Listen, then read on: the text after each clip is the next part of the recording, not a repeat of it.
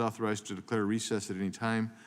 We welcome our witnesses, the public, and members. We appreciate everyone being here today on today's hearing on the consequences of soft on crime policies. I now recognize the gentleman from Wisconsin, Mr. Tiffany, to lead us in the Pledge of Allegiance. And following the Pledge of Allegiance, if you would remain standing for a moment of silence for the 9/11 victims.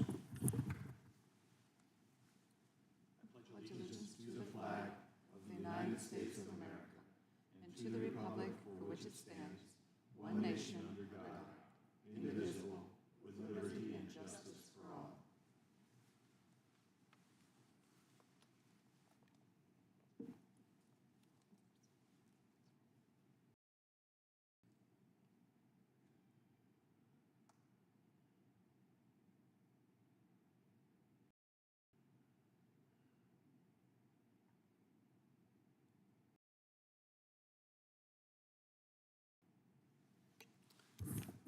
Thank you.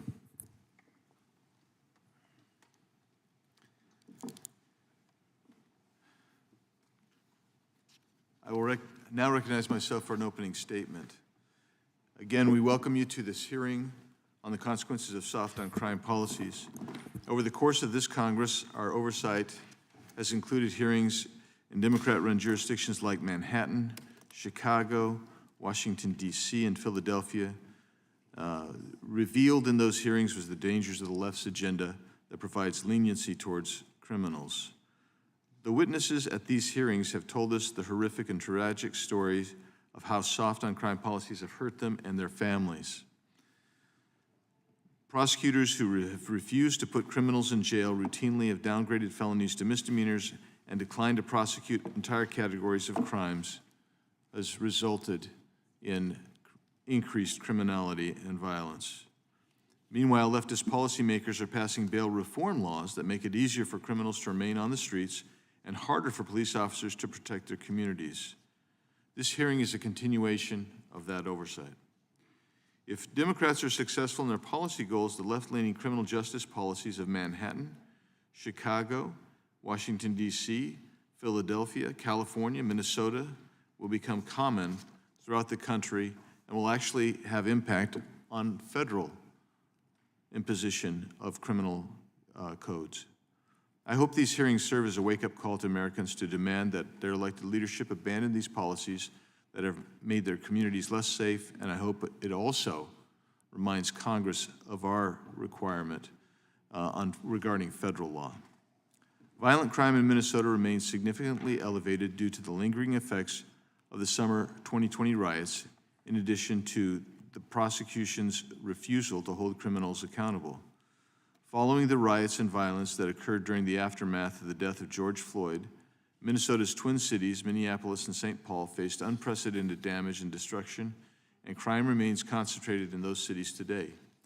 During the summer of 2020, the riots of the summer of 2020, 1,500 businesses in the Twin Cities were vandalized, looted, or damaged, with at least 67 of those buildings destroyed by fire. Additionally, the Minneapolis City Council attempted to disband, but ultimately defunded the police department by $8 million. Today, the metropolitan area still struggles with police recruitment and the aftermath of the riots, where enforcement have had to cut back on proactive policing. Additionally, the two district attorneys for the Twin Cities both practice and implement radical, soft on crime policies that enable dangerous criminals and exacerbate crime. We will hear from two witnesses from Minnesota today. 40 years ago, a near-decade-long crime wave started in California. In the 8-year period between 1985 and 1993, violent crime across all categories increased 66%, from approximately 202,000 to approximately 336,000 incidents per year. Rising violent crime in the state, including the brutal and brazen murder of Kimber Reynolds in 1992 and the rape and murder of 12-year-old Polly Klaas by repeat offenders with lengthy criminal histories, mobilized Californians to demand and enact a three-strikes law. In March of 1994, then-Governor Pete Wilson, a Republican, signed into law the three strikes and you're out criminal sentencing measure. The following November, California voters reaffirmed the measure when they voted overwhelmingly in favor of Proposition 184. That initiative was nearly identical to the legislation signed by Governor Wilson. The law increased the prison sentences of persons convicted of felonies who had been previously convicted of a violent or serious felony.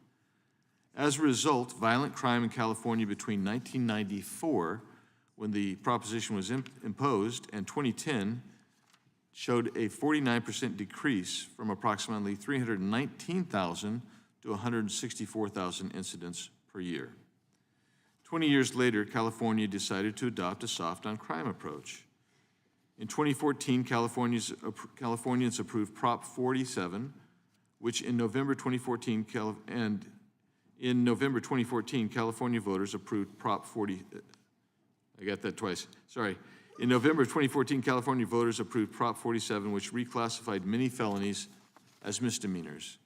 This includes many drug crimes and theft of items that are worth less than $950.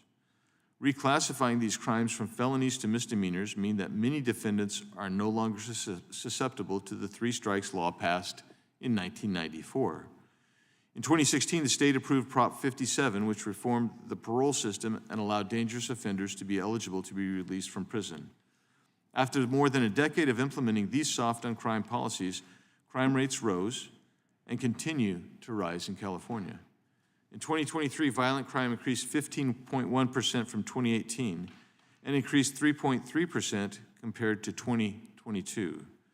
Similarly, between 2018 and 2023, the aggravated assault rate increased a staggering 30.6% in the state. While the homicide rate declined by 15.8% in 2023 compared to 2022, a substantial increase of 9.1% occurred between 2018 and 2023. In other words, implying a decrease from all-time highs as they do, this demonstrates that there is still a significant problem and that there's been an overall growth and increase in homicide rates. Further, despite having some of the strictest gun control laws in the nation, aggravated assaults with firearms in California increased 63% between 2018 and 2023. California's violent crime rate is 31% higher than the United States rate and is driven by the increase in aggravated assaults. California also suffers from elected soft on crime prosecutors. One of our witnesses today will tell us how that has impacted her life. And we're seeing similar policies being enacted at the federal level as well.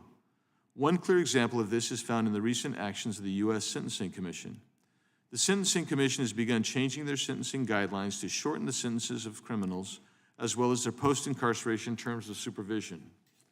These types of changes will lead to the same results as we have seen in California and Minnesota, a rise in crime and a decline in safety at the federal level.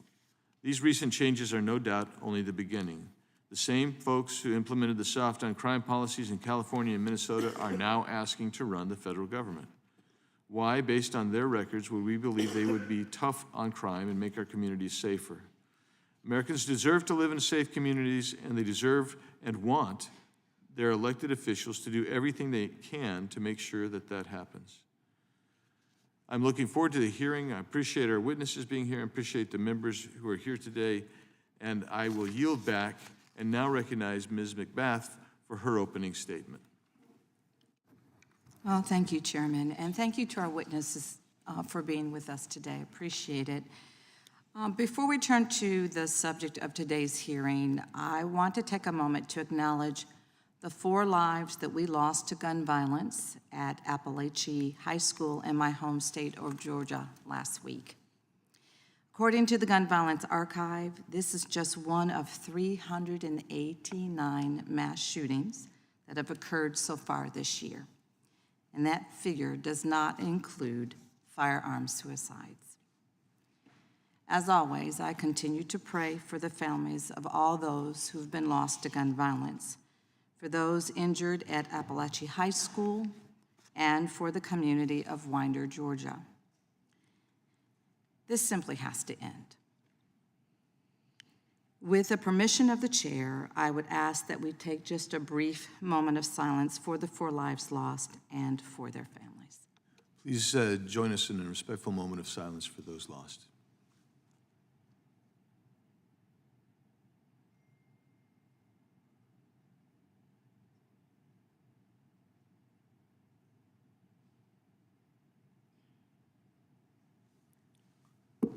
Thank you very much. Thank you. I am here today because of my own personal lived experience. After my son was violently killed in broad daylight by a man with a gun, I did everything in my power to make sure that my child's legacy would live on. I endured 2 trials so that justice was delivered, because the man who took him from me and my family, he deserved to be held accountable for what he did. My son's killer is now serving a life sentence in prison.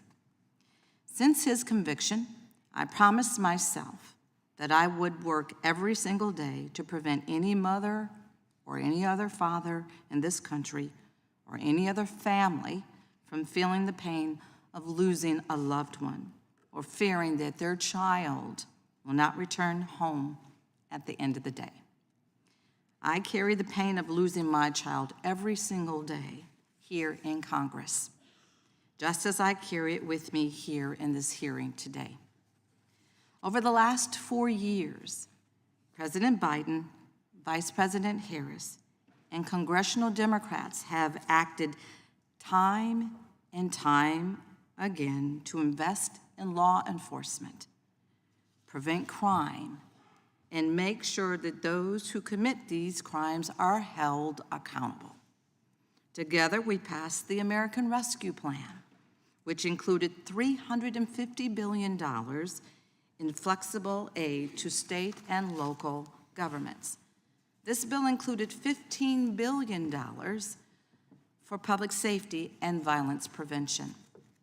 We also passed the Bipartisan Safer Communities Act, the first major gun violence prevention legislation this country has seen in nearly 30 years. This legislation established enhanced background checks for buyers under 21 years of age, and these checks have already prevented 800 gun sales to those who were prohibited by law from purchasing or possessing firearms.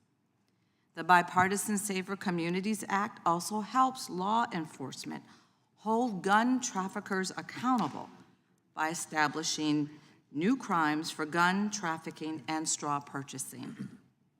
Over 500 defendants have been charged under these new crimes, including traffickers linked to cartels. These laws have been instrumental in making our communities safer. And because of these efforts, this year, we are on track to have the lowest level of crime this country has seen in 50 years. There definitely is more that we can do, and I welcome collaboration from my colleagues on the right, on any side of the aisle, to join me in our work to stop crime. Last Congress, House Democrats passed numerous bills that would further promote public safety, invest in law enforcement, and keep guns out of the hands of people who simply should not have access to them. Unfortunately, these efforts were repeatedly opposed by all but a few House Republicans, and this Congress, the Republican majority, has refused to consider these bills and has even made efforts to remove money from the budgets of law enforcement agencies. I urge my Republican colleagues to reconsider their opposition. I remain committed to working with anyone who will join me in our efforts to make our country a safer place for every American, no matter who you vote for. And I yield back. Thank you. I now recognize the chairman of the full committee, Mr. Jordan, for his opening statement. Thank you, Mr. Chairman. I don't have an opening statement. I just want to thank you for this important hearing, and I look forward to hearing from our witnesses, and thank you all for being here talking about this very important issue. With that, I would yield back to the chairman. Thank you, Mr. Chairman. And now I recognize the ranking member for the full committee, Mr. Nadler. Thank you, Mr. Chairman. Mr. Chairman, in our first week back from the August recess, This subcommittee's first hearing is nothing more than a campaign event for Donald Trump. Rather than addressing policies that currently affect the American people, the majority's witnesses are here to talk about incidents from as far back as 2008. What happened to our two victims' witnesses is unacceptable. No person deserves to be a victim of crime, and I appreciate your being here to share your stories.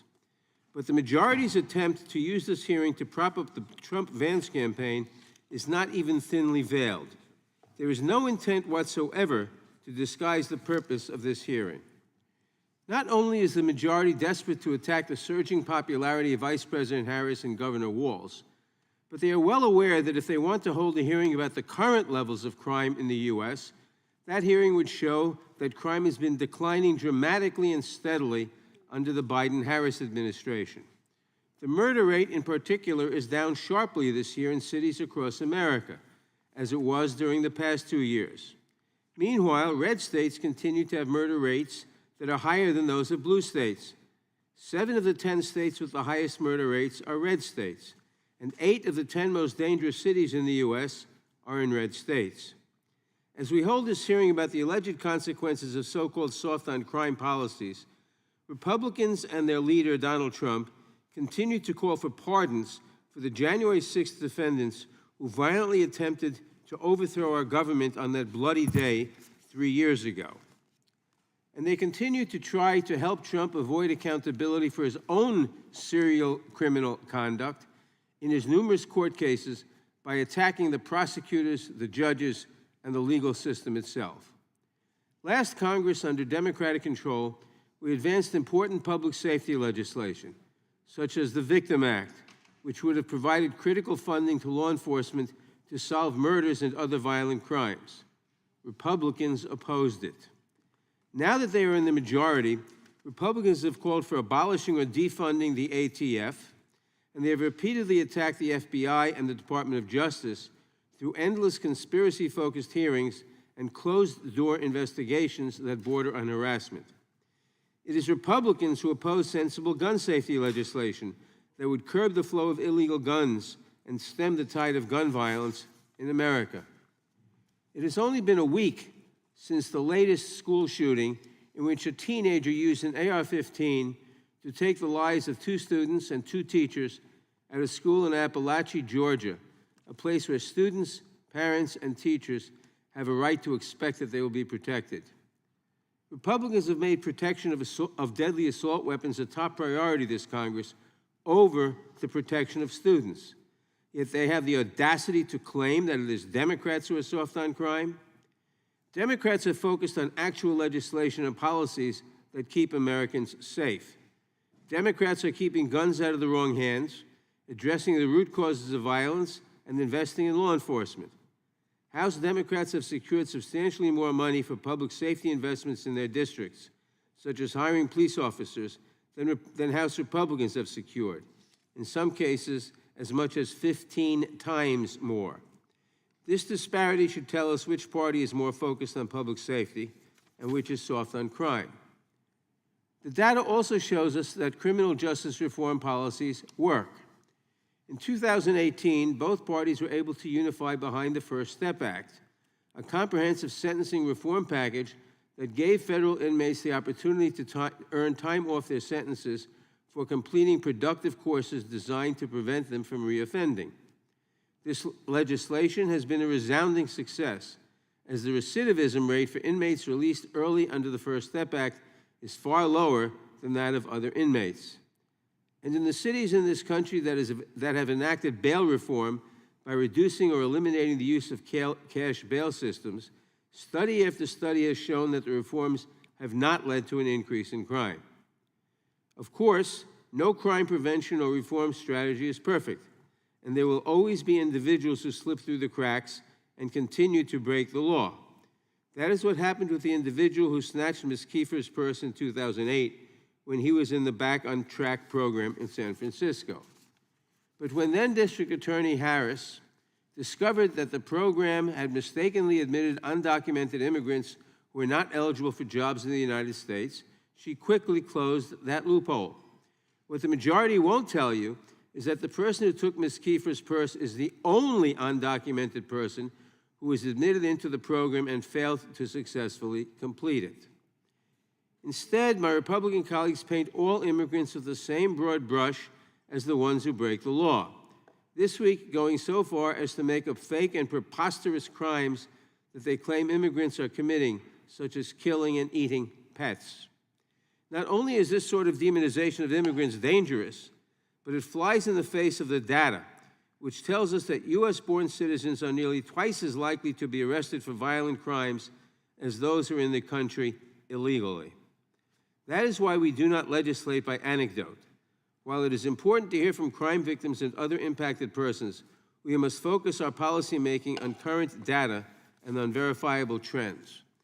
We must also focus on what we know works to combat crime, a combination of accountability and prevention that addresses not just punishment, but also the root causes of crime, such as poverty, drug addiction, and structural inequalities. When and if my Republican colleagues are willing to have serious conversations about criminal justice policy, as we did when we passed the First Step Act in 2018 and the Bipartisan Safer Communities Act last Congress, I will happily join them. But this hearing is nothing more than a campaign ad. I do not endorse this message. Thank you, and I yield back. Without objection, all other opening statements will be included in the record, and today's witnesses will now be introduced. We appreciate all of you being here. We'll begin with Mr. Brian Ingram over here. And Mr. Ingram is a chef and owner of Purpose Restaurants based in St. Paul, Minnesota. He has over 30 years of experience in the restaurant industry. In addition to serving customers, Purpose Restaurants has focused on serving the community, having provided more than 300,000 meals, 2 million pounds of food, and $225,000 in financial assistance to those in need since 2019. Thank you for being with us today, Mr. Ingram. Ms. Amanda Kefir, is a former San Francisco resident and crime victim. In 2008, she was attacked by an illegal alien in San Francisco who had been arrested on drug charges but was released to a job program instead of being incarcerated.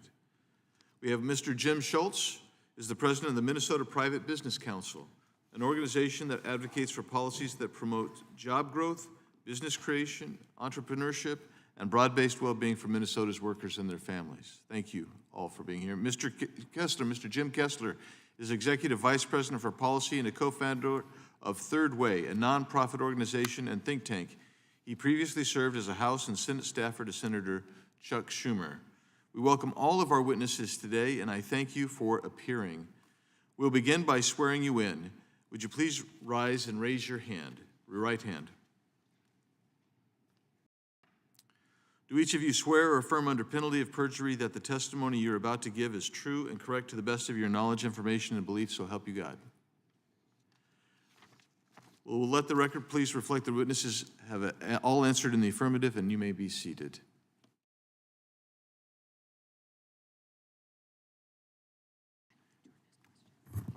Please know that your written testimony will be entered into the record in its entirety. Accordingly, we ask that you summarize your testimony in 5 minutes, and you'll see there's a timer in front of you. And at some point, if you start rolling on past 5 too much, I'll gently tap a reminder. And if you go too far, then I'll whack it pretty good and remind you that you need to wrap up. And it's not to be rude or nobody will be upset with you. We're just trying to keep this thing moving in an orderly fashion. And so we're going to begin now with you, Mr. Ingram, for your 5 minutes. Chairman Biggs and members today, one, we're just so grateful to be here and have this opportunity.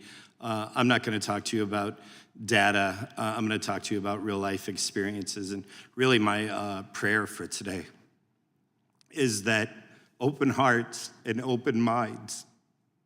I'm passionate about our community. We've stepped up since 2019 to create a better community.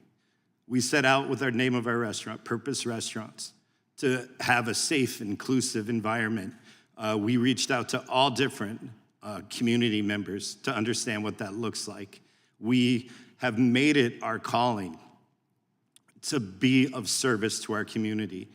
We say we want to share meals with people that don't look like us, that don't believe like us, because that's what's important. I moved to Minnesota in 2012 from New York. In those first 5 or 6 years, I had one burglary that happened. Since 2019 and beyond, I know we're north of 12 burglaries. I cannot tell you how many incidences at one of our restaurants in downtown St. Paul that we've had overdoses, that we've had people on our patios overturning them. I can't tell you how many times we've seen violent acts taking place in our restaurants. I cannot tell you how many times I've heard from our district attorney that we've reduced charges. We are letting them off. We reduced them to under $1,000, even though our expenses were far greater than that. The gentleman sitting behind me, Jeff, is my business partner.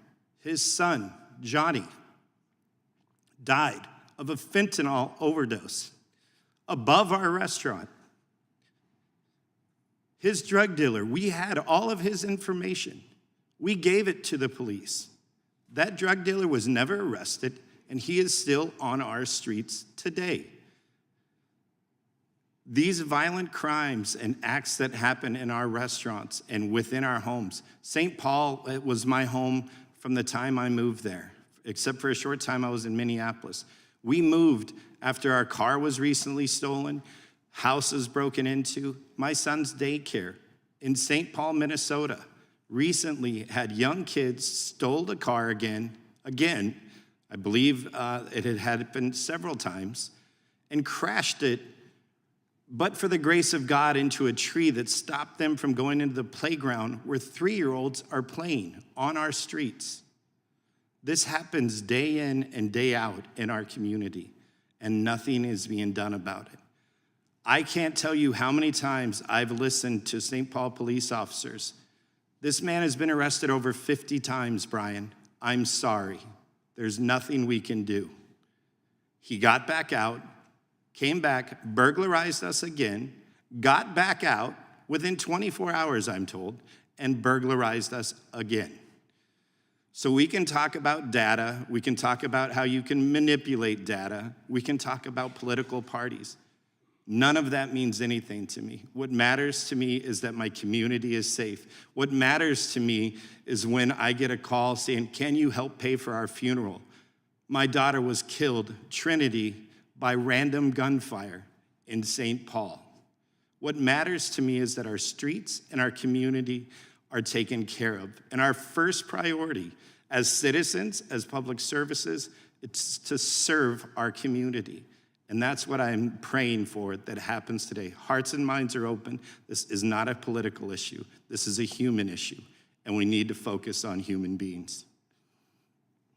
Thank you, Mr. Ingram. Appreciate that. And now, Ms. Kefir, will recognize you for your 5 minutes. Thanks for giving me an opportunity to speak about my experience. I was a victim of crime in San Francisco back in 2008. I was robbed, and my skull was fractured in 2 places. Had about a dozen staples in the back of my head and nearly lost my hearing in my left ear. The guy that did it was a convicted felon, illegal immigrant that should have been in jail. Instead, as Congressman Nadler mentioned, he was enrolled in this job training program on the taxpayer dollar for jobs he couldn't legally hold. And that was just crazy to find out afterwards. You know, this type of program is happening throughout the country too. That program was touted as a success, and it's hard to believe that there aren't more than one illegal enrolled in that. And journalists and politicians like to repeat the statistic that immigrants commit less crime than Americans, even if not manipulated. I think I find that kind of irrelevant. If we're letting in any more criminals, that's one too many. We already have enough criminals in this country, and we really do little to keep them from committing more crimes. certain politicians no longer hide their commitment to that Marxist principle that criminals are just victims of capitalism, that somehow a job or a handout will eliminate their tendency towards violent crime. And jails and prisons have become a revolving door. No bail laws, lighter sentencing, and identity politics-driven leniency put violent people on the streets again to harm others. There's no fear of being caught or, any reason to stop committing crimes. Our vice president encouraged defunding police in the summer of 2020 and supporting a bail fund to let violent repeat offenders out of jail. Many of them went on to commit horrible crimes. And that same summer, her running mate opened his windows and marveled at the smell of his city being burnt down. And one of the most heart-wrenching part of hearing from victims, families, is when they lose a loved one, is that it could have been prevented. It's rarely a first-time offender. If the backlog of sexual assault kits had been processed, if they had served time for their prior crime, if they hadn't been let in through our porous border, their loved one would still be with them.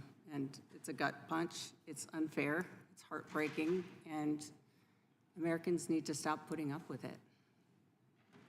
No one's taking accountability for failing to keep the American people safe. Thank you, Ms. Kefir. Mr. Kesler, now recognize you for 5 minutes.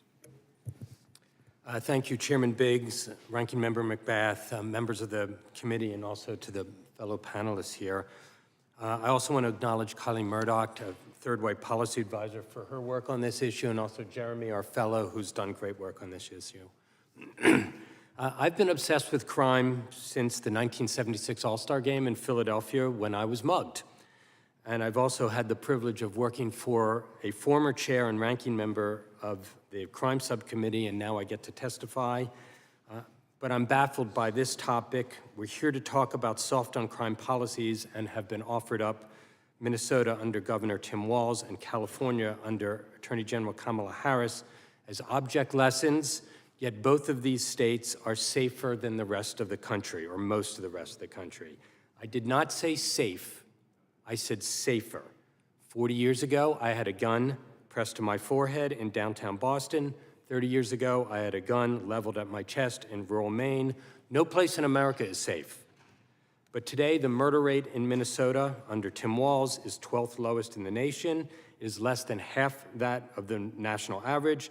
It is lower than the murder rates of all the 11 members of the states of the subcommittee members here. If America had the same murder rate as Minnesota since the start of this century, there would be 186,000 more Americans alive today.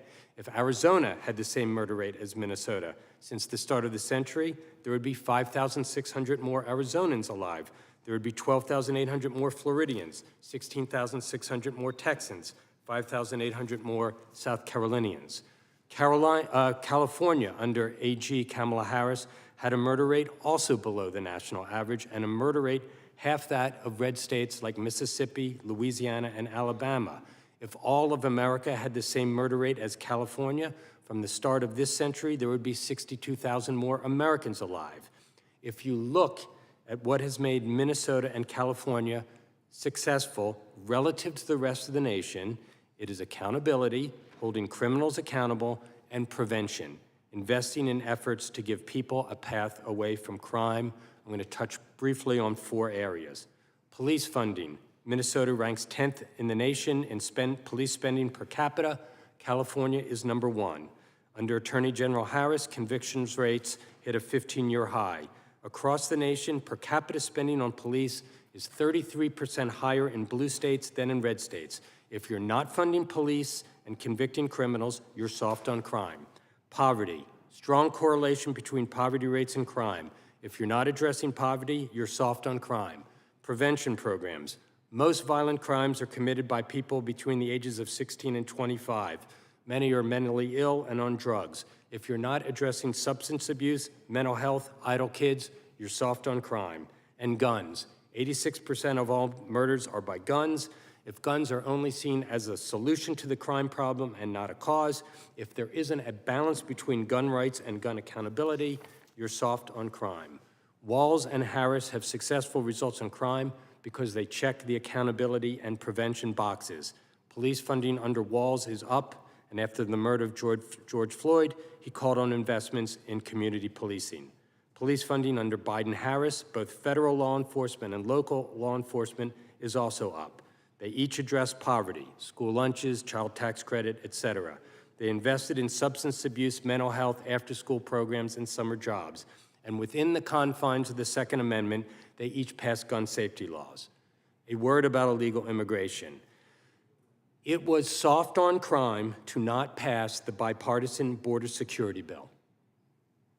That's water under the bridge. Studies show undocumented immigrants commit fewer violent crimes than the general population. I know people are skeptical of that study and that, and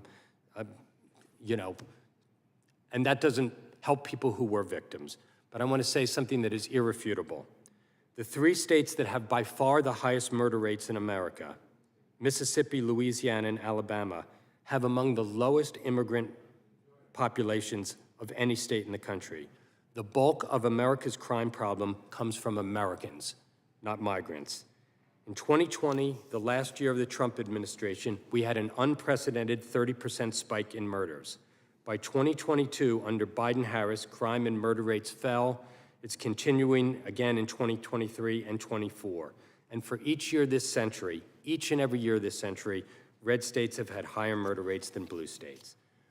I truly believe that Republicans believe they are tough on crime because they talk tough on crime. The results should make people skeptical. Thank you, Mr. Kesler. Mr. Schultz, you are recognized for your 5 minutes.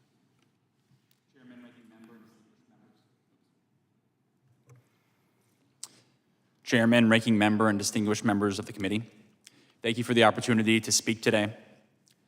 I'm here because the American people deserve to hear the unvarnished truth. Tim Walz's record on crime has left Minnesota in crisis. During his tenure, the state has become a place where criminals run free, where law enforcement is assailed, and where families are without the safety and security they deserve. Here's the question we all must ask. If Tim Walz can't protect his own backyard, how could we possibly trust him to protect the entire nation? In January 2021, my sister, a resident of Minneapolis, called me terrified. Her home had just been in the middle of a shootout involving a violent criminal. A police officer had to rush her out of her home, shielding her from stray bullets. Her home was left pockmarked with bullet holes, an experience far too many Minnesotans are now familiar with. Under Tim Walz, the streets of Minneapolis went from a place to walk your dog to a place to dodge gunfire. Let's go back to the summer of 2020 when the George Floyd protests spiraled into riots. As governor, Tim Walz refused to deploy the National Guard for days, allowing violence to escalate unchecked. While flames engulfed his cities, Walz twiddled his thumbs. By the time he finally acted, Minneapolis suffered over $500 million in damage, and his inaction inspired violence across the country. The riots were ultimately the second costliest in U.S. history. Those terrible days demonstrated that Tim Walz has at least mastered one skill: the art of standing idly by while his state spirals into chaos. Fast forward to today, violent crime is Tim Walz's legacy. Homicides have surged by 75%, and gunshot victims have doubled. Carjackings were once so rare in my state that they weren't separately tracked. Now there are hundreds every year. This surge in crime is not just a pile of statistics. It's a harsh reality affecting everyday lives and livelihoods. As the leader of the Minnesota Private Business Council, I've seen the impact firsthand. Businesses are closing left and right due to break-ins, theft, and vandalism. Large parts of Minneapolis and St. Paul, after decades of successful growth and investment, have become ghost towns, substantially driven by violent crime. Once a powerhouse renowned for generating companies like Target and Best Buy and General Mills, Minnesota now boasts the distinction of having the 6th slowest growing economy in the entire nation, of course driven meaningfully by its rate of violent crime. Worst of all, Walz has seen all this and sat idly. Case in point, Walz did nothing about the Minnesota Freedom Fund. The fund, which was endorsed by Kamala Harris, raised $40 million in 2020 to bail out countless violent criminals, including individuals charged with rape, assault, and attempted murder. One man, George Howard, who had been charged with domestic assault, murdered an innocent man named Luis Damian Martinez Ortiz just weeks after being bailed out. Thanks to Kamala Harris's favorite charity and Walz's tacit endorsement, violent offenders have received get-out-of-jail-free cards, and Minnesotans have paid the price with their lives. I have just scratched the surface of Tim Walz's ignoble record. He has refused to stand up to radicals in the Democrat Party who pushed to defund the police. He has refused to stand up to hard-left prosecutors who prosecute police for simply doing their jobs and excuse the criminality of violent criminals. And he has refused to protect our schools by forcing law enforcement out of them. As we consider the possibility of Tim Walz in the White House, we must ask ourselves, do we want a vice president whose legacy is defined by hesitation, cowardice, submission to radicals, and policies that have emboldened criminals, taken lives and scarred families, and broken entire communities? Absolutely not. Minnesotans deserve better than Tim Walz, and so does America. Thank you. Thank you, Mr. Schultz. And now I'm going to go to recognize Mr. Tiffany, the gentleman from Wisconsin, for his 5 minutes of questioning. So we're going to proceed with 5 minutes of questioning. They'll wrap up with their question, and if you're in the middle of giving an answer, don't worry, I'll let you go on to finish the answer, provided you're not filibustering. But, I mean, we'll go ahead and give you some time to respond. Mr. Tiffany. Mr. Chairman, this hearing is so timely. Mr. Schultz, a Minnesota Senate panel was investigating the 2020 riots, and Minneapolis police officers said they were prepared to defend the city, but were instead instructed to stand down and let demonstrators take it. Do you think allowing the city to burn down while law enforcement watch was the right call? It was not the right call. My sister, actually, during that time, this was prior to her incidents, she lived in Minneapolis at that time, and there were people who were stashing cans of gas under porches and so forth for later use during the riots. The fact that, yes, please. Didn't Governor Walz have the ultimate authority to be able to deal with this issue by calling out the National Guard? He did, and he sat on his hands for 3 days. It was the most, looking back on that time as a Minnesotan, I'm a fifth-generation Minnesotan. My roots go back very deep into the state. It was the most painful time in my state's history, in my memory. And we had a governor that watched everything happening, that watched his largest city, Minneapolis, descend into chaos, that watched other cities, including St. Paul and other cities, have incredible violence. And he sat on his hands while Minneapolis burned. It was an absolute disgrace. It was something for which Minnesota will be dealing with for decades, and Tim Walz was ultimately responsible for that incredible failure. Mr. Ingram, on the night the 3rd precinct burned, I received a message from a very good friend of mine who managed a chain of restaurants in the Twin Cities area. And he sent a message to me at one point saying, could you call anyone, including the president, to try to get this under control? What was going through your mind that night as this friend of mine, his restaurant, burned down? What I can say is our experience as a restaurant owner. We had the same thing. One of our restaurants became a staging ground for folks that were going into communities to steal from them. Our restaurant, The Gnome, has a large parking lot. SUVs with no license plates, trailers with no license plates, called our police. They said, unfortunately, we don't have the resources, we can't protect it. This is a 140-year-old firehouse that we had recently taken possession of. So me and my family went and posted up in our parking lot to protect our restaurant. We were then given information that we could not protect our business, that the direction was to flee. We can protect ourselves, but we cannot protect our business. So I understand the heartache of what he had to have been going through, and I also understand the heartache of Minnesotans over the death of George Floyd. But what is inexcusable is that we didn't act to save our community and to step up to save our community. Is it any surprise to you, and perhaps you saw the news story, that in one of the counties I represent in western Wisconsin, St. Croix County, there was a sheriff's deputy that was shot as a result of soft on crime policies in the Twin Cities. A guy came out of the Twin Cities, repeat offender, came over, was drunk driving, got stopped, shot a sheriff's deputy in St. Croix County. Is it surprising at all that that happened? My heart breaks for law enforcement in the Twin Cities. Unfortunately, out of our business, in the last year and a half, we've contributed to, I believe we're over $60,000 to help pay for the funerals of these first responders. We've donated 100% of every dollar of our sales to help pay for these funerals.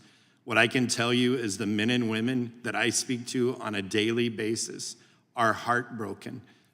The rhetoric that goes around about these men and women on this day of all days, on 9/11, why these heroes are not celebrated and why this continues to happen in our city is unfathomable. Mr. Schultz, yes or no? Are you surprised people are leaving Minnesota in droves at this point, in part because of the increase in crime? I hear that story every day around the state, and I hope people will stay, but I understand it. Are people in western Wisconsin right to be concerned that this crime wave in the Twin Cities may end up over in their back door as suburbs of the Twin Cities? Yes, absolutely. Mr. Chairman, I grew up in the shadow of the Twin Cities in western Wisconsin. We were always proud to go to Minneapolis and St. Paul. I went to college at UW River Falls, and Minneapolis and St. Paul were two of the finest cities in America. Just like San Francisco, it is going downhill because of these soft on crime policies. Gentleman yields back. Chair recognizes the ranking member of the whole committee, Mr. Nadler. Thank you, Mr. Chairman. But before that, Mr. Nadler, apparently Mr. Johnson has a... I'd ask unanimous consent to submit for the record this article entitled, quote, Trump praised Minnesota Governor Walz in 2020 for response to unrest over Floyd's murder audio shows in which Trump is recorded saying, quote, what they did in Minneapolis was incredible. They went in and dominated, and it happened immediately, end quote. Without objection. And I'd also ask for unanimous consent to enter into the record a research report from the Brennan Center for Justice entitled Bail Reform and Public Safety, data from 33 states across the country. 33 cities? 33 cities across the country. Yeah. Discredits the claim that bail reform causes crime to increase, and the accompanying methodological supplement. Without objection. And a letter from Kara Gosh, Executive Director of the Sentencing Project, and a report from the Sentencing Project entitled Incarceration and Crime, a Weak Relationship. Without objection. And Mr. Chairman, your skills in Reading over your shoulder. are really great. Yeah. I was a lawyer. I needed to read upside down. Well, I had to do that myself from Yeah. time to time. All right. And now, Ranking Member Nadler, yield five Thank you, minutes to Mr. you. Chairman. Mr. Kesler, in June of this year, you co-authored an opinion piece entitled Crime is Way Down, Why Aren't Democrats Talking About It? Now is as good a time as any, so let's talk about it. From your research, what have you found with respect to murder rates in the United States? Well, one of the things that we've found, and if you look at over the last 23 years, from 2000 to 2022, murder rates in red states, the 25 red states, which we define as the states that voted for Donald Trump, and the 25 blue states that voted for Joe Biden, the murder rates in red states have been higher than the murder rates in blue states for every one of those 23 years, and in 2022, they were 33% higher. And how about the trend in murder rates over those? Murder rates spiked in 2020 under Donald Trump, whether it's his fault or not, who knows? They peaked in 2021, they've declined in 2022, they declined again in 2023, and they're declining again in 2024. The decline in 2023 was the largest one-year decline in murder rates in recorded history. Thank you. And what have you found with respect to violent crime more broadly in the United States? Violent crime is dropping in the United States. I would still say this is not a safe country, okay? We have 500 million guns in private hands. The stakes are very high, but violent crime is down. And what have you found about crime rates generally, not just violent crime? Crime rates are declining in America. They peaked again in 2020. Definitely an explosion in crime in 2020, crested in 2021, and then dropping in 2022 and 23, and they continue to be dropping now. Again, I would still say we are not a safe country. This is still a country that's not safe enough, but it's safer than it was. And I think you may have answered this. How do these rates compare to across red states and blue states or cities? Yeah, so look, in general, crime rates are higher in red states, not all red states, but typically 8 of the top 10 murder states are red states, and the very top are Mississippi, Louisiana, and Alabama. They have murder rates that are 4 times the murder rates of places like, certainly Minnesota, probably twice the murder rate of California, 3 times the murder rate of New York. Thank you. And are your findings in all of this research consistent with other authorities, such as the FBI, the Major City Chiefs Association, and the Council on Criminal Justice? They are, and I just want to say on murders, we use the Center for Disease Control data because that is the most accurate on homicides, since every death has a cause of death with a death certificate. And can you explain why accountability and prevention are important to responding to crime and more specifically to violent crime? Look, I don't think you can solve crime doing just one thing. You're not going to incarcerate your way out of this problem, and you're not going to police yourself out of this problem, although those are both important. You know, you've got to prevent crimes before they happen. Most of the people who commit crimes are between the ages of 16 and 25, like making sure kids aren't idle. A lot of kids have emotional problems, mental health problems. There's substance abuse out there. Like, you just have to have a whole of person, whole of community approach to crime. I would say what is happening in red states, they really skimp on all the prevention side. There's an over-reliance on guns as being a solution to the crime problem and not how it can be part of the crime problem. And they also tend to fund police a little bit less than blue states. And in your article, you said that voters want a balanced approach of accountability and prevention. You went on to say that's what the Democrats are doing. They're already walking the walk. Can you explain what you mean by that? Yeah, so if you look, we did public opinion polling on crime. We've done it several times and found some very interesting things. Voters believe you just need a dual approach. Like, they get it. They know that it's complicated. They see it in their neighborhoods, their experience in it. They see that Republicans are overly reliant on what they think is harsh on crime. Frankly, they think Democrats are overly reliant on prevention. I think Democrats are actually do both, but that's what voters believe. They want to see both because they think both parts work. Thank you. I have 13 seconds left. I yield back. Thank you. The chair recognizes the chairman of the entire committee, Mr. Jordan. Thank you, Mr. Chairman. Mr. Ingram, who told you you couldn't defend your property? I believe it was our police chief who I was on the phone with that said, I believe it's a Minnesota statute, I believe is what I was told, that you can't protect your business with force. You can protect your home and your person, but not your business. And we were told that we needed to flee. The state law that says you can't protect the property that you worked for, you invested in, your family put money into, that serves your community, being firebombed and looted and destroyed, you weren't allowed to protect it. That is my understanding. And you went to protect it. How were you going to protect it if, in fact, you were allowed to? Yeah, so we showed up at our place of business armed. We showed up to protect our business. Well, think about this. Think about this. You were told by your government you couldn't protect your property, and Mr. Kesler and Democrats want to take away your ability to protect yourself because they don't want you to have a gun. You can't make this stuff up. You cannot. I mean, this is where the left is today. Don't protect your business, even though the bad guys are looting it and burning it down. And oh, by the way, we also want to take your gun so you can't protect yourself, your kids, your wife, your family, people you care about in America with the Second Amendment. Oh, I will tell you an instance where we had. And oh, by the way, the people who told you that, you pay their salary. We had an instance. Such a deal the Democrats have for the American people. Yeah, we had an instance where we had somebody that was flipping tables over, spitting on members of our team. The police were told they could do nothing about it. I came down from one of our other restaurants, went hands-on with the person, and was told that I would be the one that would go to jail. And you don't blame the police because they're busting their tail trying to deal with all this chaos going on.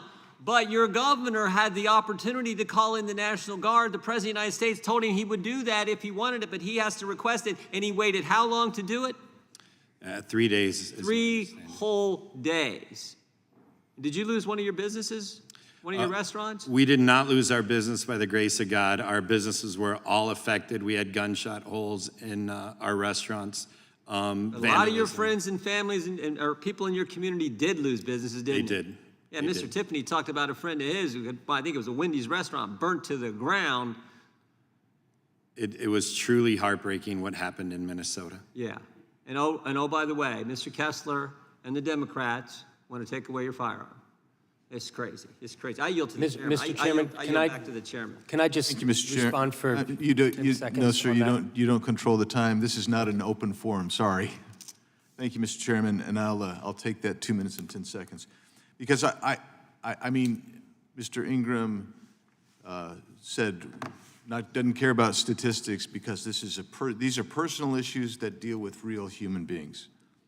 But we just heard a lot of statistical spouting that there are lies, damn lies, and then there's statistics, right? So let's consider this. So you got Columbus, Ohio. What do they show? They show a drop in violent crime of 41%. That's what they show. Now, why is that? Why do they show that?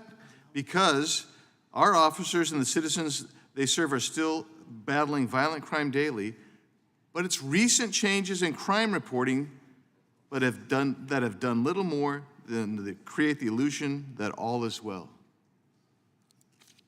If you recategorize violent crimes like aggravated assault, and you say this is a misdemeanor now, man, you're gonna really drive statistics down on violent crime. If you say we're not counted as a theft if it's not above $950, or in one of the towns in my state, $2,000, you're gonna drive your theft and burglary statistics down. They're gonna go down. And you're gonna be saying, man, this is the best time. We've really seen an improvement in law enforcement.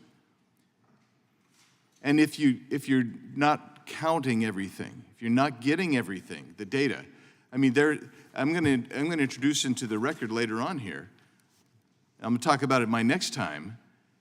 You're gonna find that there are jurisdictions that have not received reporting requirements for like 6 months at a time. They're not even there. And then if you want to take about red states, take Phoenix out of Arizona and tell me what your murder rate is then, because when that happens, it goes down precipitously. With that, I now recognize the gentleman from Georgia, Mr. Johnson, for his 5 minutes. Microphone, brother. I'm sorry. Yeah. Thank you. Before the clock starts running, I would like to ask unanimous consent to submit for the record this article from ABC News entitled FBI's latest data shows historic drop in crime. And I ask unanimous consent to submit this article from PolitiFact titled, quote, Joe Biden is correct that violent crime is near a 50-year low, end quote.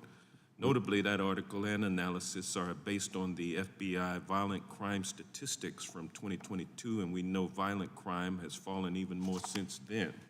Well, does it say that last part, does that say that in the title of the article?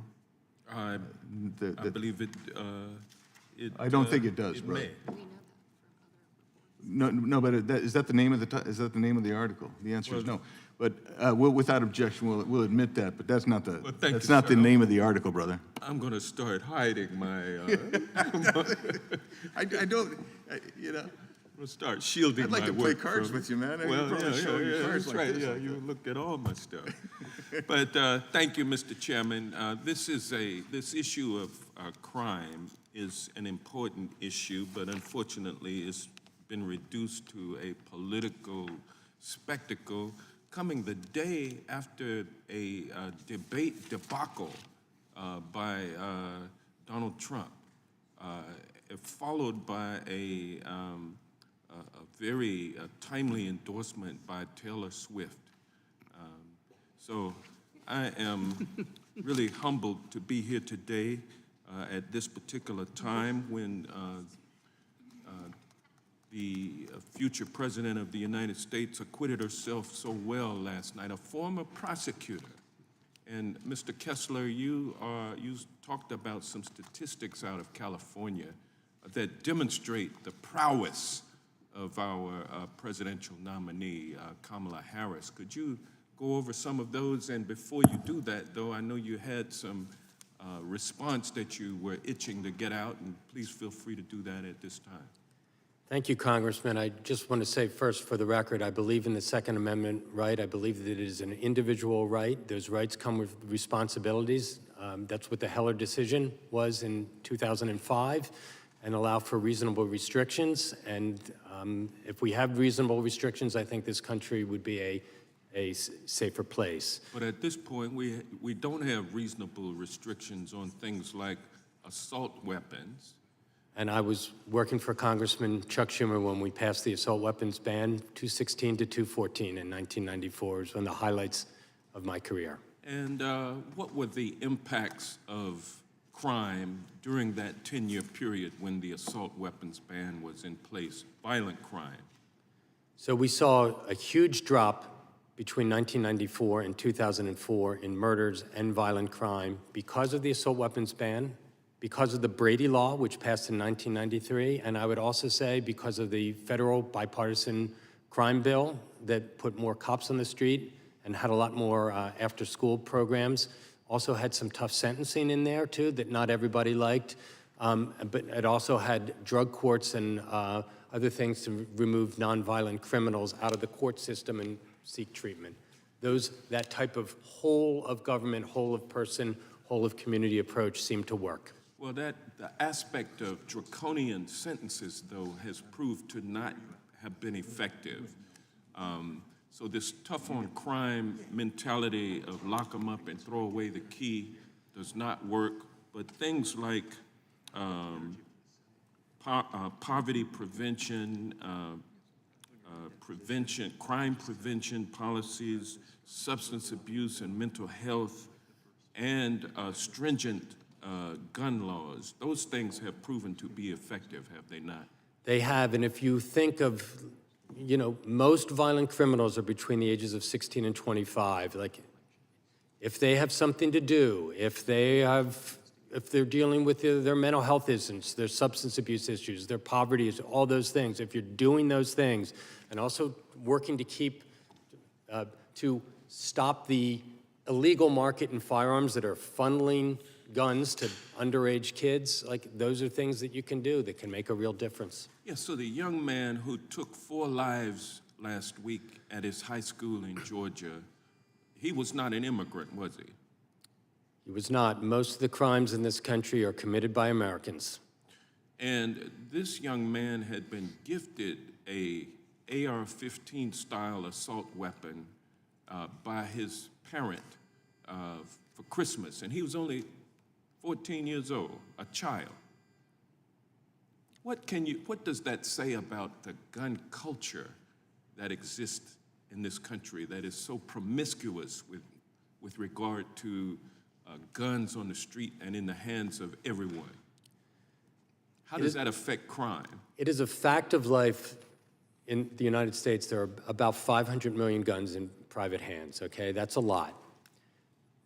If the owners of those guns aren't treating them with the utmost responsibility,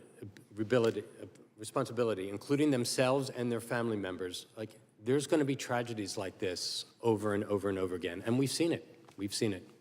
Thank you. I've got 4 seconds to yield back, and I'll gladly do so. Thank you. Thanks, Mr. Johnson. Chair recognizes the gentleman from Texas, Mr. Nels, for his 5 minutes. Thank you so very much. A lot of this data, I mean, quite honestly, sickening. I was an old sheriff of Fort Bend County, Texas, big county outside of the city of Houston. Familiar with reporting crime. We had this crime data we would send. It was called the UCR, the Uniform Crime Report. We would send it. The FBI took it all, and now the FBI's changed it. Now it's called NIBRS, much more difficult. Many large cities. It's so confusing. Many large cities couldn't even comply with NIBRS to submit this crime data. Many agencies have failed to reach compliance. So the idea that crime is down is all malarkey. Chicago, LA, New York City failed to even report in 2021 because it's just too damn complicated. Matter of fact, what's interesting about the FBI in 2023 now, city of Baltimore, they claim they would know how many murders they have, right? They said we had 262 murders in Baltimore in 2023. The FBI reports 225. 2025. Now, why would they do that? So, Mr. Kesler, bad information. You got a lot of bad information. I want to say this. The 10, talking about dangerous cities in America, you look at St. Louis. Democrat run. Long time. Democrat run. Detroit. Democrat run. Long time. New Orleans. Scary. Don't go without a weapon. Democrat run. Memphis. Go ahead with me. Democrat run. New York City, people leaving. Everybody wants to come to the great state of Texas. Florida, Democrat run. Milwaukee. Kesler, if you want to say it with me, you can. Democrat run. Minneapolis. I feel for you, sir. I feel for you up there in that great state. You not only have a very liberal socialist as the governor up there, you also have a very liberal state house, state senate. Austin, Texas, Democrat run. San Francisco, Democrat run. Denver, Democrat run. And many of these individuals have the district attorneys that are supposed to prosecute these violent offenders and keep them locked up. George Soros funded DAs, letting them all out. I've got a graph here that shows incarceration rates in Minnesota, Minneapolis. Incarceration rates are down while crime is up. Crime is up. Violent crime is up. In Minneapolis, it's up in Minnesota. 2021, it reached its peak. You got a little bit, it's going down a little bit, but it's still very, very high. Because they don't want to put anybody in jail, don't want to offend anybody.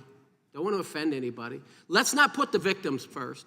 Let's put the suspects first. But I tell you something, the American people are seeing it.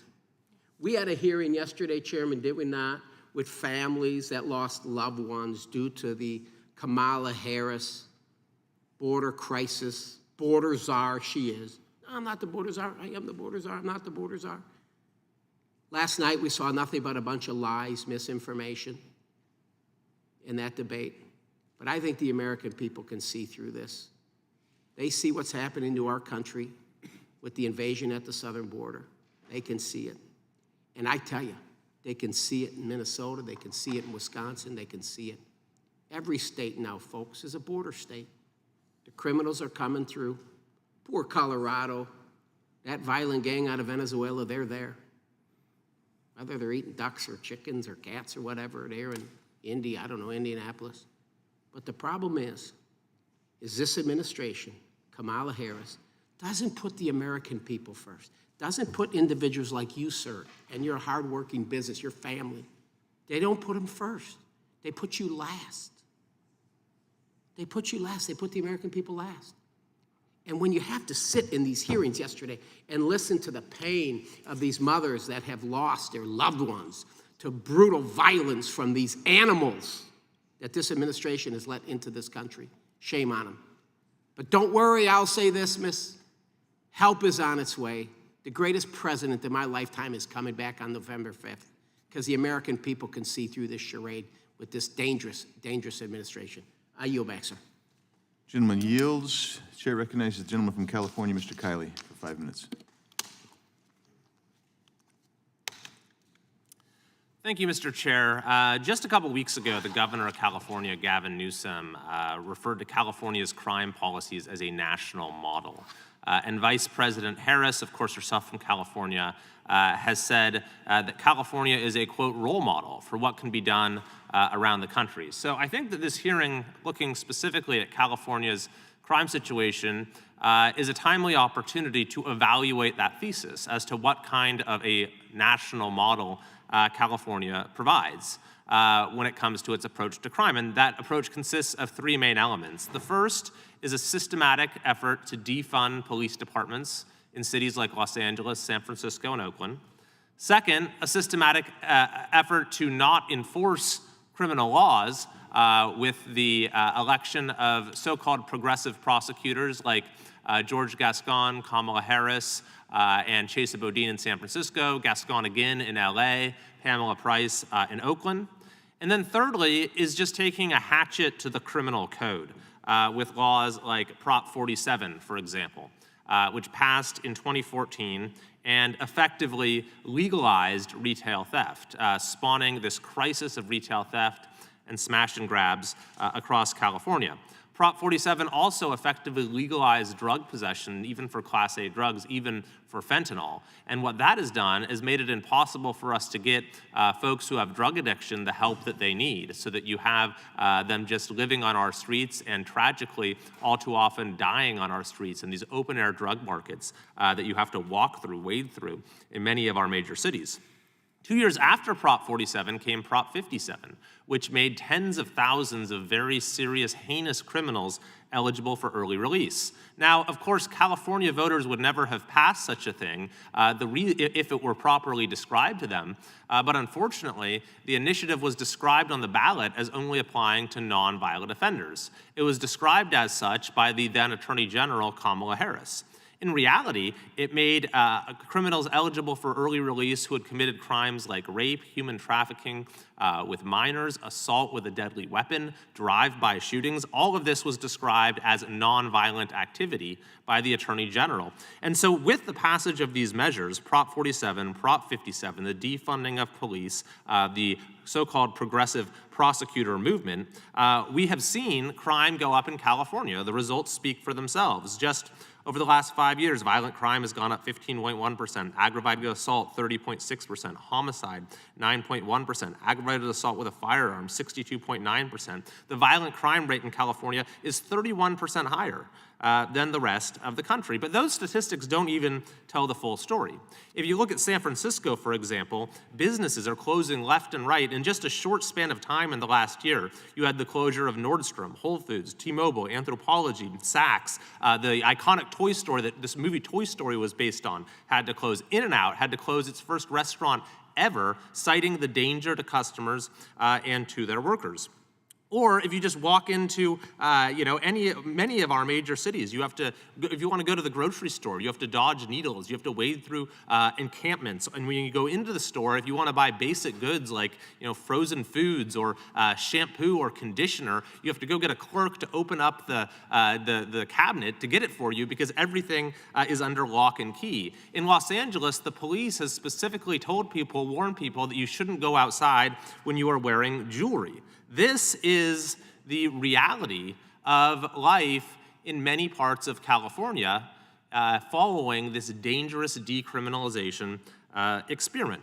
But The good news is this, that while Gavin Newsom says this is a national model, while Kamala Harris says it's a role model for the rest of the country, the people of California are rendering a very different verdict. Those cities that defunded their police have now refunded their police.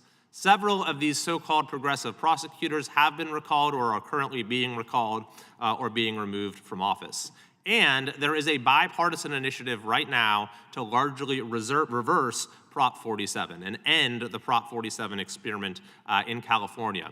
And it has received broad bipartisan support. I was just on a bipartisan panel supporting it with our colleague Ami Bera. The mayors of San Jose, San Diego, San Francisco are supporting this initiative, even though the governor of California, Gavin Newsom, has continued to stand by Prop 47 and fought our reform effort every step of the way.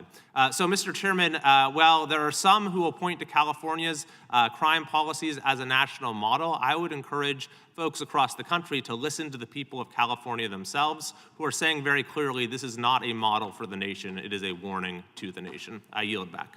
Gentleman yields back. Chair recognizes the gentleman from Florida, Mr. Gates. Yeah, I had questions for Mr. Ingram, but that was a remarkable presentation from Congressman Kylie about how things have gone in California. And when I heard that they had to close an In-N-Out and a Whole Foods, that is a broad swath of the constituency in California. When you get both of those establishments having to close, it's remarkable. Mr. Ingram, so we have this dynamic now that Mr. Kylie just laid out perfectly, where you're seeing more and more crimes not really being counted as crimes. And you're seeing more and more criminals just being let out and not really deemed part of the criminal justice system for any meaningful period of time. And so I want you to bring like the average American who's heard the presentation, oh, that crime rates are down, we're safer now under these policies that don't really punish people for things like theft. Like, what does that actually mean on the streets of America? What would you say to an American that encountered that information, but it didn't jive with how they felt? What I would equate it to is we see it every day in our city, where we sit right now. It's mind-boggling on how we talk about crime. For us, again, somebody that has been in Minnesota since 2012, the 5 years we had one burglary. Now we've had 12, 13. Every time I get a thing from our district attorney, it says we've reduced the charges to under $1,000. Even though it may have cost me $20,000 to repair the building, a safe, they rolled down 3 flights of stairs, ripped out walls, ripped out staircases. We reduced it down to under $1,000. And the person is back on the streets and he robs us again, and we reduce it down, and he robs us again, and we reduce it down. To me, that is the madness of it. Recently, our breakfast restaurant called Hope.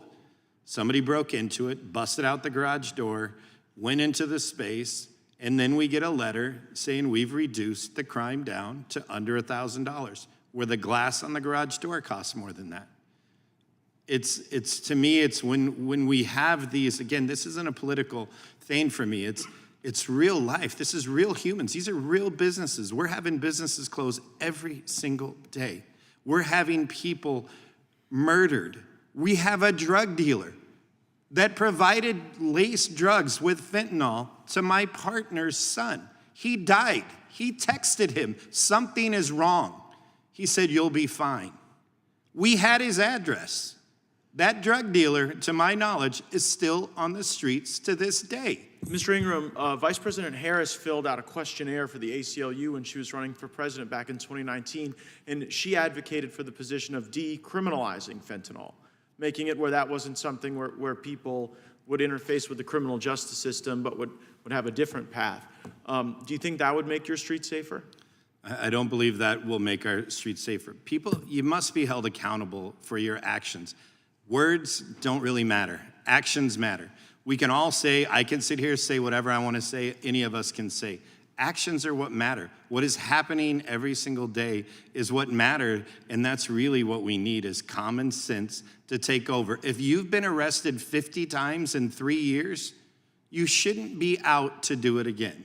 Here's what I don't get, Mr. Ingram. Why do people, I've never been a prosecutor, but why would you want to become a prosecutor to then not prosecute the criminals? That'd be like opening restaurants and not wanting to make food. That'd be like opening a bar and not wanting to make drinks. Like, do you ever get to talk to some of these folks in your community and say, hey, like, I just sort of assumed that me being the restaurateur, I would run a restaurant, and you being the prosecutors, you would prosecute the criminals. Is that too much to ask? Yeah, unfortunately, I just get to speak to our first responders that show up on site, and I see the look in their eyes, how defeated they are, because they've arrested, they know them by name.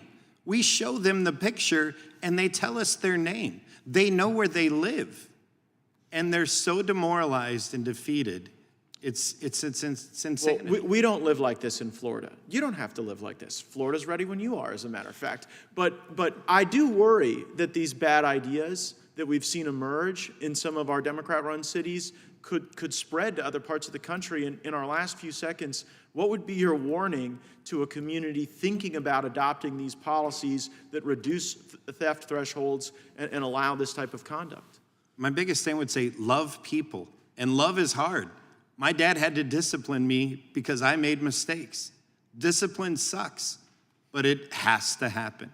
Love people, and that includes discipline. That's terrific advice. I very much appreciate you being here, and I see my time's expired. I yield back. Gentleman yields back. I now recognize myself for 5 minutes, and I'll turn to you, Ms. Kefir. What changes would you like to see to ensure that victims are better protected and offenders are held accountable? And you have a microphone button there. Yeah. Prosecutors need to prosecute. Oh, Okay. there we go. There. Yeah. All right. Prosecutors need to prosecute. You know, people need to be held accountable. Gun laws need to actually be enforced. Instead of taking away guns, why don't we enforce the laws on the books? So you think that law enforcement, by enforcing laws, you get deterrence, and people are less likely to commit the crime? Interesting concept. Crazy. We were just in El Salvador. We saw that. They arrested 70,000 gang members, and now they have the safest country in the Western Hemisphere. It's an interesting thing down there in El Salvador when they chose to start enforcing the law. And Mr. Ingram, I have a question for you. When you were talking about the police come out, they know who it is, they make the arrests, and now the prosecutor reduces the charges. Now, in Arizona, we have something called the Victims' Bill of Rights. And if that's going to happen, typically, there's going to be a consultation with the victim and say, this is why, or, some kind of information. Did you get that from the prosecutor there? I did not. I did get a letter from an advocate saying, this is happening. We responded and said, we're not in agreement. And then we would get a letter in the mail a month or two later that's saying, here's what happened.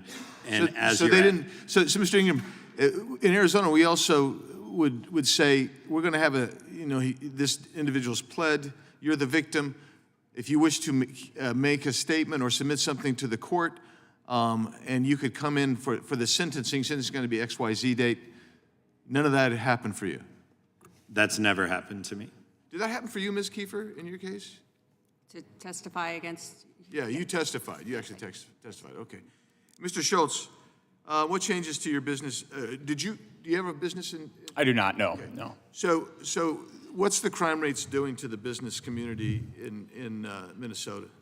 Particularly So Minneapolis, St. Paul. there's a lot of ways to cut that, but from a statistical perspective, Minnesota is at its slowest growing period in its history. We're growing incredibly slowly. We're losing people. We're losing businesses to other states. One of the causes of that is clearly the violent crime.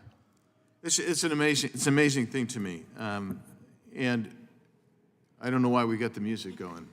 That's wild. But here, I'm going to submit for the record an article called 4 Reasons We Should Worry About Missing Crime Data Without Objection. So here we go. 2022 crime data.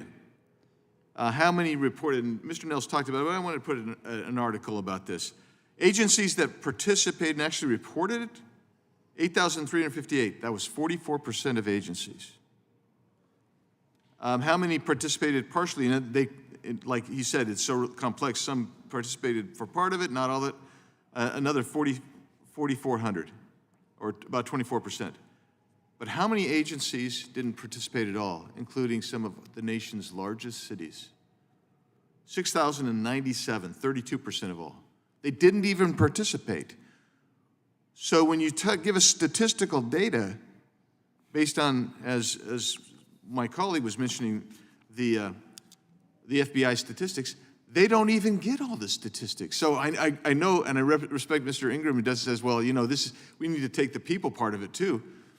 But as policymakers, we also look at the data. And the data is woefully inaccurate because it's woefully incomplete. That's the reality of it. And then how much data is analyzed to say this number, like in your case, how many cases were dropped down and busted down? I was a prosecutor and a defense attorney. I'll tell you that 95% of cases plead out. 95% of cases are busted down from the original charge. And so we don't know what's being charged and how they're breaking them down. A cop is shot in the United States every 22 hours this year. Every 22 hours, police officer is shot. And I submit that for the record without objection. I submit a document called the Blue City Murder Problem, which gets at the point I was trying to make. What's Arizona's homicide rate when you take Phoenix out of it? Not just all Maricopa County, which has 6 million people in it. When you take out Phoenix, the rest of Maricopa County is pretty darn safe. That's the reality. And that's the blue state problem that, again, that Mr. Nels brought up. And then I'm going to submit also for the record in my last act here this morning, I'm looking for the title of it. Here we go. Violent crime creating dystopian hell despite Biden's claim America is safer. And without objection, that'll come in. We have no more members to ask questions, and all of you have participated, and we appreciate all of your testimony today. Thank you for being here, and with that, we are adjourned.